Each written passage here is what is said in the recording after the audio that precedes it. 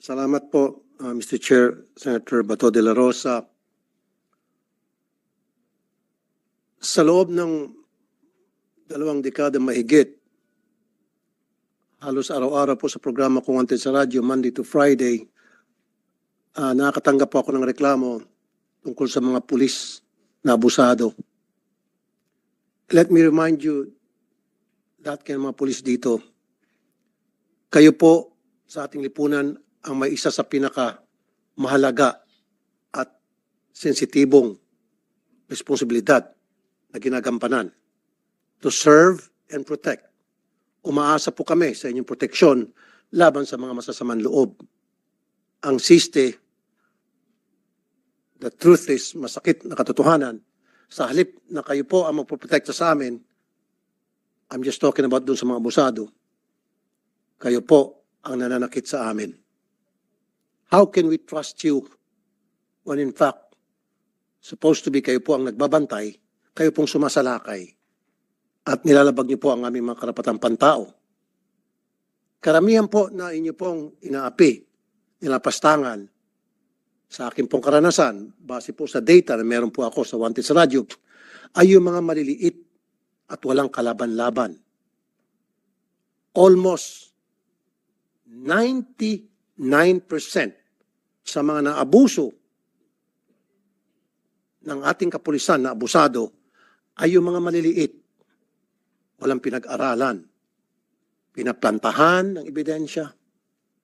Pinagtitripan. Pinakukulong ng walang kasalanan. At sinasampahan ng kasong direct assault to person in authority. And I just want to give an example kung gaano ka baluktot ang pag-iisip ng marami sa mga pulis nating abusado. I still remember many years ago, isang taxi driver lumapit sa akin na siya ay kinasuhan ng direct assault ng 5 pulis na may bitbit na Armalite. How can that happen? At payatot, I'm sorry kung nakikinig yung taxi driver ngayon. Payat siya, maliit, at yung pulis, ang lalaki ng katawan at naka-Armalite, and they were accosting this taxi driver na pinagbibintangan nila na nanloko ng isang pasahero. Of course, pumalag yung taxi driver dahil hindi naman totoo. At nakasibilyang, kaya sinita niya kung sino sila. Aba, nagalit yung mga pulis dahil ba't pumapalag? Kinulong, direct assault. Maraming ganun mga insidente na yung bang mga hindi ka panipaniwala, imposible. Pero nagagawang paraan ng mga pulis para mamayagpag ang kanilang pagiging abusado.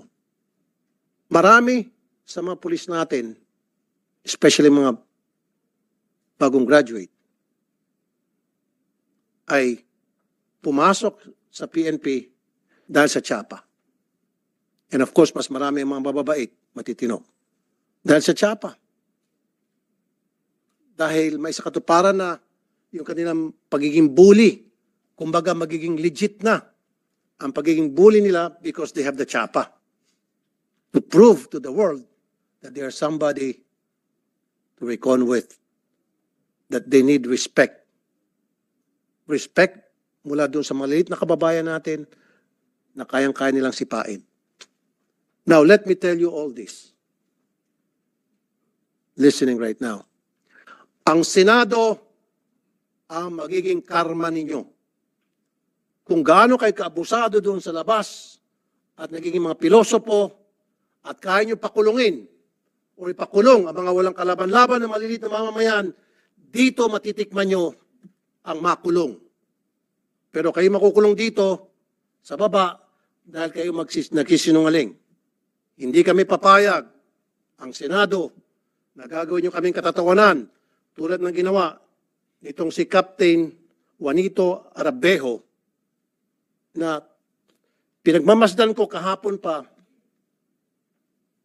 habang tayo ay nagipag-usap sa mga resource persons dito, lahat ng mga pulis ay nakayuko, ngising aso itong si Arabejo. at nakuha pang magsinungaling at gagawin kaming parang tanga. Hindi niyo po kami pwedeng gawing tanga rito at hindi kami papayag, especially si Chairman Bato de la Rosa, Senator Bato de la Rosa, na dati niyong hepe sa PNP. At hindi siya papayag, and of course, hindi rin kami papayag. So yung mga ginagawa niyong kabalastugan sa labas at pang-api sa maliit nating kababayan, hindi na po obra rito. At hindi niyo po pwede kami paikutin dahil meron po kaming dating Chief PNP na si Senator Bato de la Rosa, and andito po ako na alam ko po mga karakas ninyo, just like the back of my hand.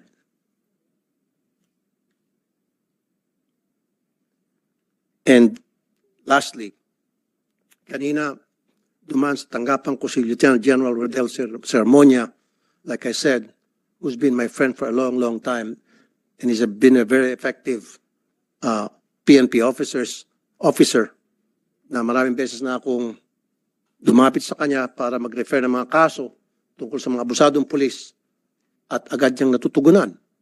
At mabilis po ang naging aksyon niya, Mr. Chair. And that's why he has this radio program from another TV station na effective naman at naging sumbungan laban sa mga abusadong pulis.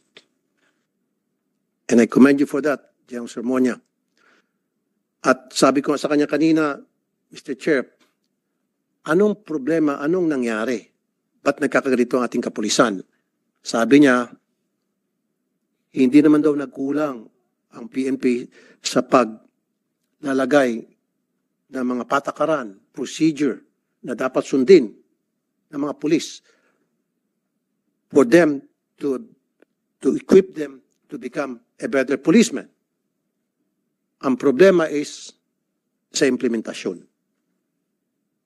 Totoo yan. May mga police operational procedure. Pero hindi sinusunod. Bakit?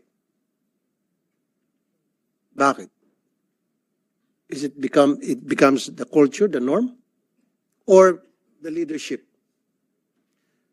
Colonel Alan Umipig, sa totoo lang, hindi ako nagagalit sa iyo. In fact, deep in my heart, I sympathize with you. Dahil hindi ka abusadong pulis. Ang kasalanan mo lang dito ay hindi ka naging matigas. Medyo naging malambot ka at mabait ka. Hindi ka abusado. You did your best. Sabi pa nga ng isang kanta, but your best wasn't good enough. Pinagsabihan mo sila na i-paraffin test yung mga suspect na mga pulis mo. Pero hindi ka sinunod. Bakit? Kasi nakita nila na malambot ka. Bakit? Kasi hindi ka makulit. A good leader dapat is makulit. Mayat maya, paraffin test yan. Pag sinabi na hindi pwede, paraffin test yan. Otherwise, sasampang kita ng kaso. O paraffin test yan, nag-yes sir, and then kinabukasan, paraffin test na ba? Or after a few hours, paraffin test na ba? Mayat maya, pinapollow up mo. Wala talaga siyang kasalanan. Kung tutusin bilang, ang kasalanan niya dito, yung bang sa ngalan ng command responsibility, doon siya nakahon. Pero sa pagiging abusado at barumbado, hindi siya kasama, Mr. Chair. So maybe, yung mga katulad mo, kailangan lang siguro ng isa lang sa leadership training kung paano ka maging matigas. Pero hindi ka abusado. Malambot ka lang. Pero okay lang yan, at least. Kaysa naman tawagin ka abusado, barumbado, siraulo, which you are not. Okay. So, sa hearing na ito, marami akong katanungan, pero for now, ipapaubaya ko muli sa aming chairman, si Senator Bato de la Rosa, to proceed. So,